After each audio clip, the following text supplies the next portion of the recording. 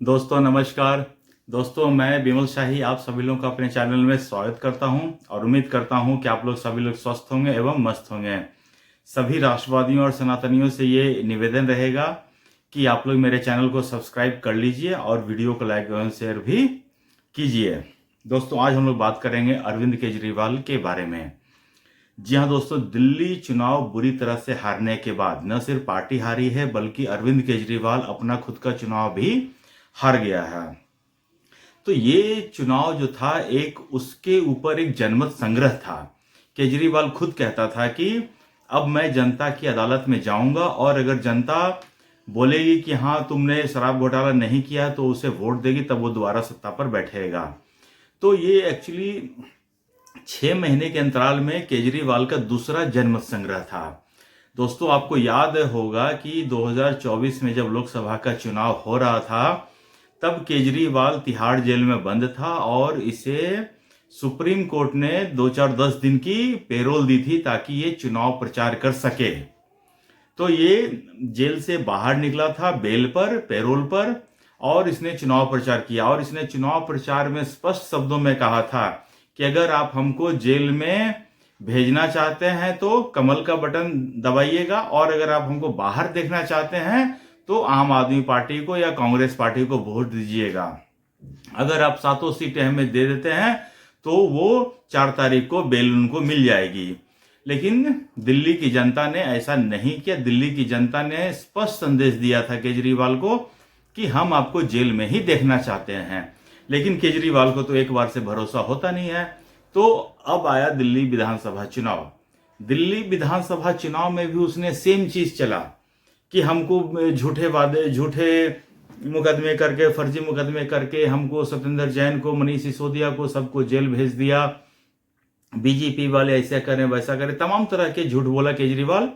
लेकिन इस बार दिल्ली की जनता ने, मैं अपने पहले भी वीडियो में बता चुका था कि दिल्ली की जनता ने इस बार अपना मन बना चुकी थी और बिल्कुल वो साइलेंट होकर सबकी बातें सुन रही थी।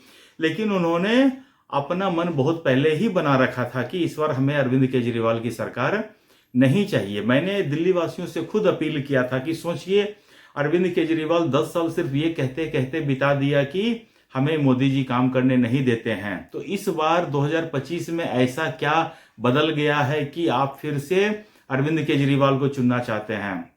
सेंटर में मोदी की सरकार अभी भी है, एलजी अभी भी है, दिल्ली पुलिस केंद्र की सरकार अभी भी है, फाइल्स ट्रांसफर एंड पोस्टिंग का अधिकार अभी भी दिल्ली मतलब कि एलजी के पास ही है।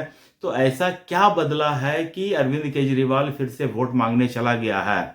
और शायद मेरी बात दिल्ली के लोग सुने हैं या समझे हैं और उन्होंने अरविंद केजरीवाल को इस बार सत्ता से हटा दिया। तो अब देखिए दोस्तों क्या हो रहा है। दिल्ली से अरविंद केजरीवाल को सत्ता सुख का ऐसा आदत पड़ गया था कि अरविंद को केजरीवाल अब भोग विलास में रहने वाला आदमी बन गया। अरविंद केजरीवाल वो 15 साल पहले वाला अरविंद केजरीवाल नहीं रहा कि झुग्गियों में रह रहा है, आंदोलन कर रहा है, लोगों के लिए हक के लिए लड़ रहा है, आरटीआई की लड़ाई लड़ रहा है। अरविंद केजरीवाल अब वो नहीं रहा। अब वो भोगी एवं विलासी आदमी बन गया है। वो भोग विलास में बिल्कुल लिप्त हो गया है। तो सत्ता, भगवान न जाने सत्ता इससे, इस इंसान से क्या क्या करवा सकता है, किसी भी इंसान से क्या क्या करवा सकता है। तो अरविंद केजरीवाल बिल्कुल जो नया रूप अरविंद केजरीवाल को दिखा, तो अरविंद केजरीवाल अब पुराना रूप में वापस जाना नहीं चाहते हैं। तो केजरीवाल इतना बेचैन है इस हार से, उसके कारणों के पीछे हम जानना चाहेंगे कि आखिर अरविंद केजरीवाल इतना बेचैन क्यों है।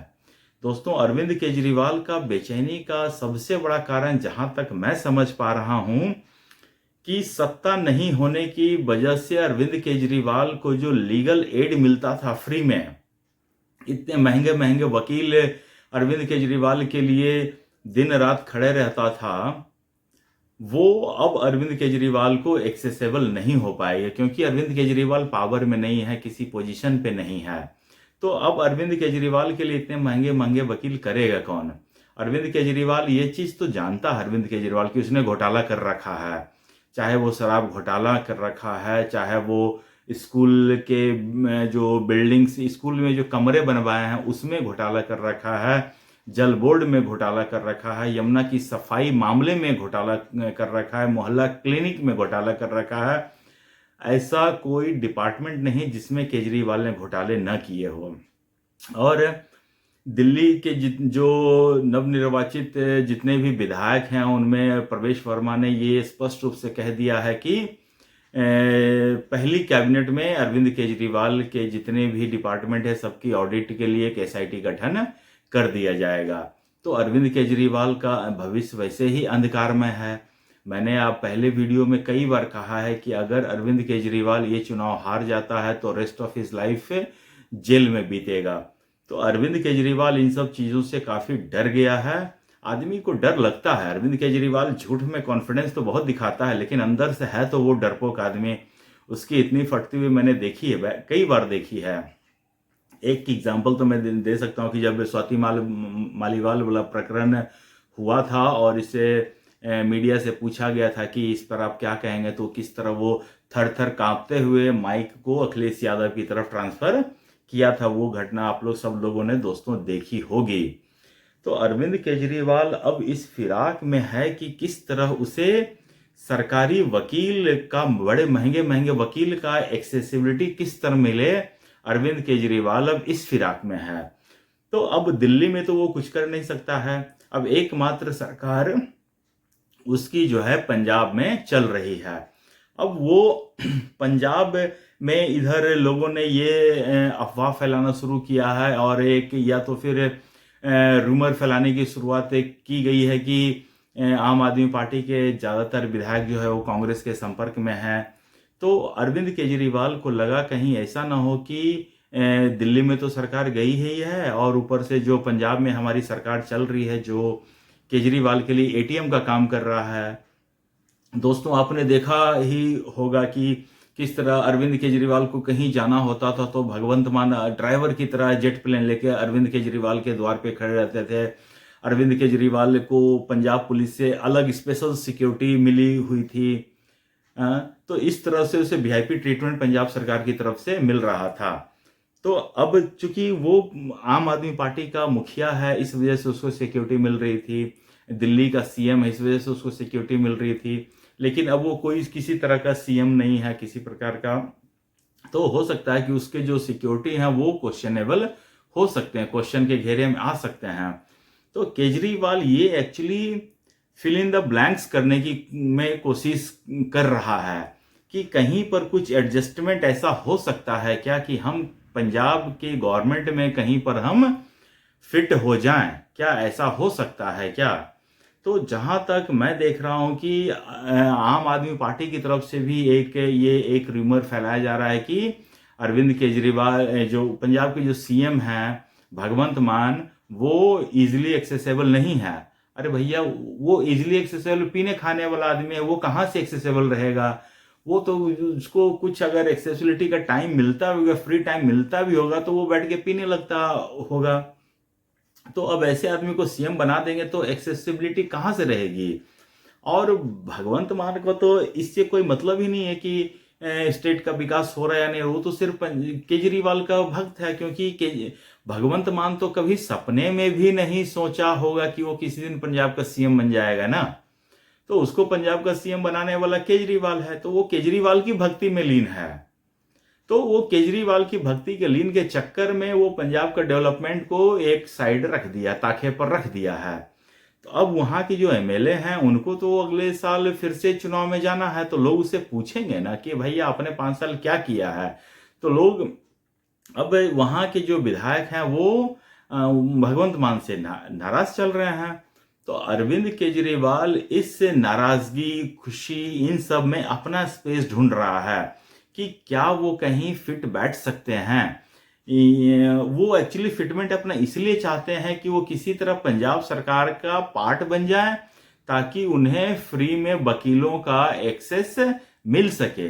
केजरीवाल के मिला जुला कर जितने भी वो कैबिनेट की बैठक कर रहा है वो ये दिखाने की कोशिश तो कर ही रहा है कि I am still the boss, कि हम भले ही चुनाव हार गए हैं लेकिन आम आदमी पार्टी के बॉस अभी भी वो हैं। उनके विधायकों में किसी तरह की भागा दौड़ी न मच जाए, ये सब से बचाने के लिए भी अरविंद केजरीवाल अपने विधायकों को पंजाब बुला रहे हैं भगवंत मान के साथ है। लेकिन केजरीवाल को इससे उतना ज़्यादा फर्क नहीं पड़ता है। फर्क ये पड़ता है कि किस तरह वो सरकार में शामिल हों, या तो केजरीवाल भगवंत मान को हटाकर ये खुद ही मुख्यमंत्री बन जाएं, इस तरह का वो सिचुएशन पैदा कर सकता है।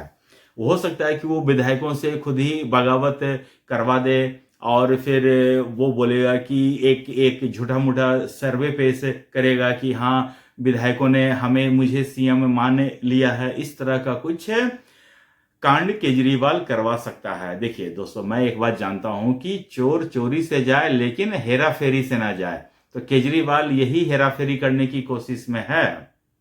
और एक बात केजरीवाल के लिए कि बंदर कितना भी बूढ़ा हो जाए गुलाटी मारना नहीं भूलता है। तो केजरीवाल यही 3-5 बिठा रहा है कि कहां मैं फिट हो सकूं ताकि वो जेल जाने से बच सके। यही काम केजरीवाल कर रहा है और इसी के लिए पूरा प्रयासरत है। केजरीवाल बेचैन है और उसे हर मीटिंग में वो गाली गलौज, विधायकों को धमकी, मारम पीटी सब कुछ हो रहा है उसकी पार्टी में। लेकिन ये मतलब कि ये है कि केजरीवाल के डर के मारे, या लोग जानते हैं कि अभी केजरीवाल ने देखिए अपने गुंडा जो गुंडा था, सबसे बड़ा गुंडा विभव कुमार, उसको पहले ही पंजाब में सेट कर रखा है। अब पंजाब में सेट कर रखा है तो सारे लोग वहां से ये डर भी रहे हैं कि मार भी खाएंगे, बेइज्जत भी होगी, बदनामी भी होगी।